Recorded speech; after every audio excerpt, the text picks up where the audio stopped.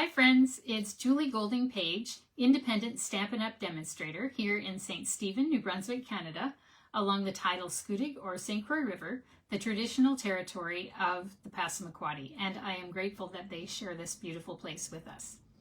Today I have an easy embossing card for you. So whether you've been doing embossing for a long time or you've never really tried it but you would like to see how it's done, today's card is for you because it's really simple to put together. Okay, so let's get right to it. Okay, so here's our card that we're going to make today. Very much a fall sort of card to go into November, as the first time that I'm doing a video in November. And we're going to use this lovely set, which is called Paper Tags. And it comes also with a set of dies, which I will show you as well. And you can see they're really nice tags. So you can cut out this one with either of these two tags, and then you can layer this tag inside this other tag as well. So it's got all kinds of possibilities. There's this decorative little one here as well. And you can do many, many things with this particular bundle. And there's also this beautiful paper. So this is the Splendid Autumn paper. So I'll just very quickly show you the different patterns. Aren't they beautiful? So all different kinds of views of autumn, from kind of early autumn with the flowers right into later on in the season. So very, very beautiful paper. And then on the back you have kind of monochromatic different colors as well that you can use. So very, very pretty. All right, so let's get right to it. And the reason we're using this Splendid Autumn paper today is people voted for this paper over on Julie's Craft Attic here on Facebook. Every week I go on and ask people what they'd like to see me use in my project that week, or another question like what theme would you like? And then I take it from there, and whatever the votes come out as is what I do. So this time it was the Splendid Autumn paper. So I have all of these things pre-cut here, and so we're going to do a little die cutting first. I'll just move this actually for right now. So we're going to use two different sets of dies. So one is the Paper Tags dies, so you can see it says Paper Tags right there. And we're going to use this die here to cut that piece that you see the sentiment on. So let's get that one out for our paper tags. And we're also going to cut this little postage stamp style one. And that is from one of my favorite die sets called the Perennial Postage Dies. So we're just going to pull those out. And it's this one that we're going to cut out today. So I'm going to use the mini Stampin' Cut and Emboss machine, and then we will do our stamping next after that and our embossing.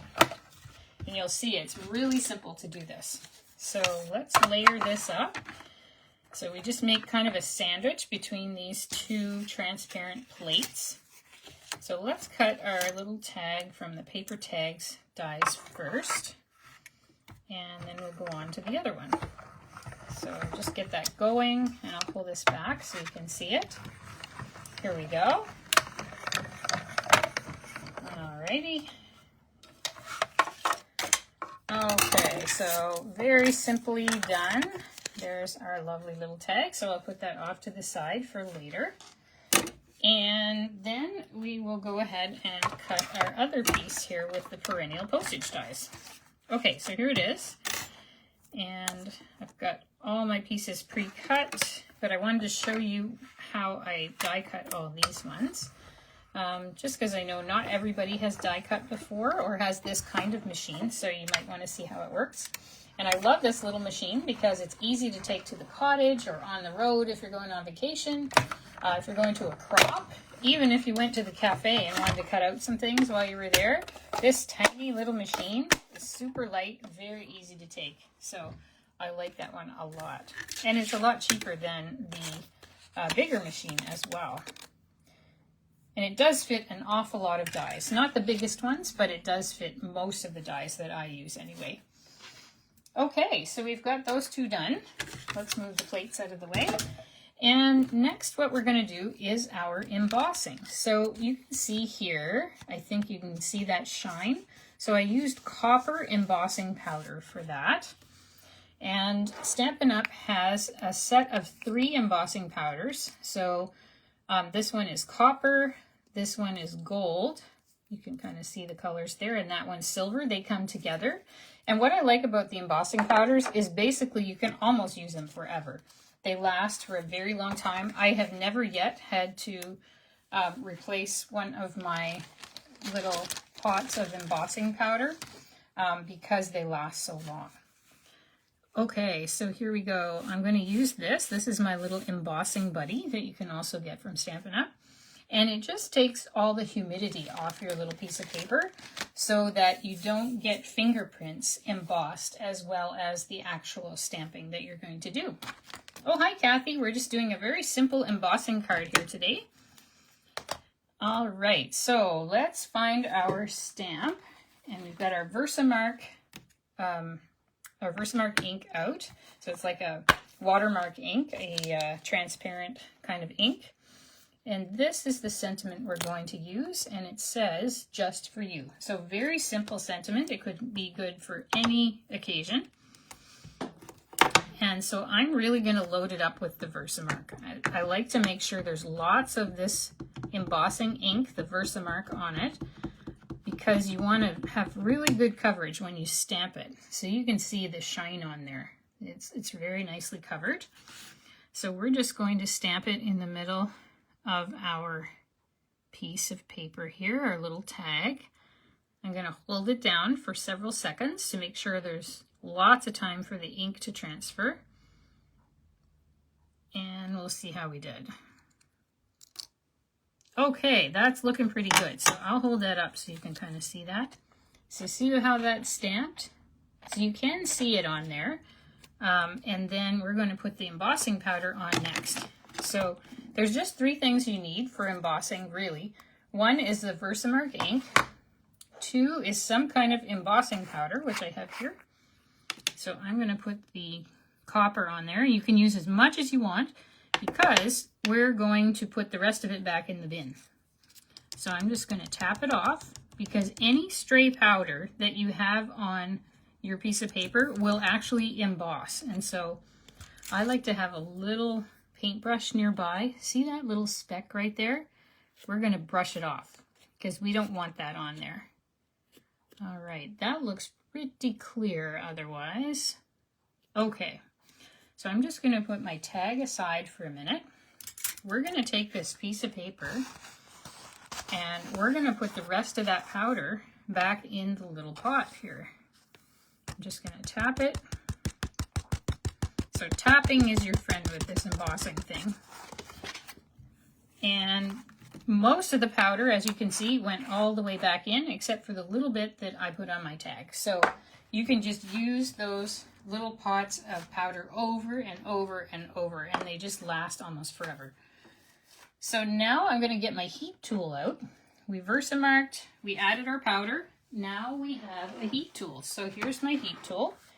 And I'm just going to turn it on and let it heat up for about 10 seconds. Then I'm going to start embossing. And you'll see how the magic happens. Oh, whoops. It helps if I plug it in. Let me just plug that in first.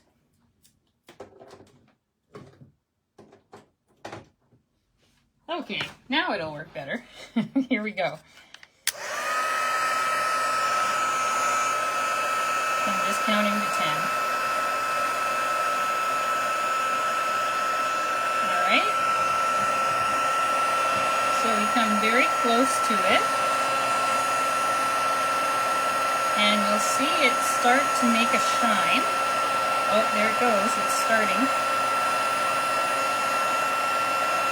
Can you see that shine there? It's starting to do it. Ah, there we go. You can see what part has powder and what's shiny. Whoops. And we'll just finish the other side of it here. All right, so just in a very few seconds, we've finished it. And I'll show you. See how shiny and nice that is? Yeah, very even. Okay, so now we can put our simple card together. So I have a card base that I cut from half an 8.5 by 11 piece of paper. And I'm just going to use my bone folder to give it a nice crisp fold. Then I have one of the patterns of the Splendid Autumn paper, all pre-cut here.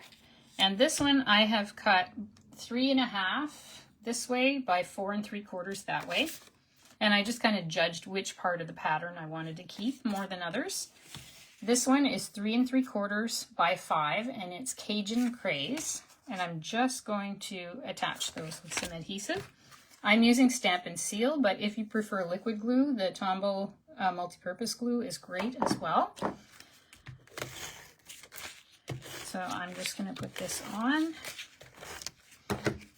and we'll get that in the middle here. All right.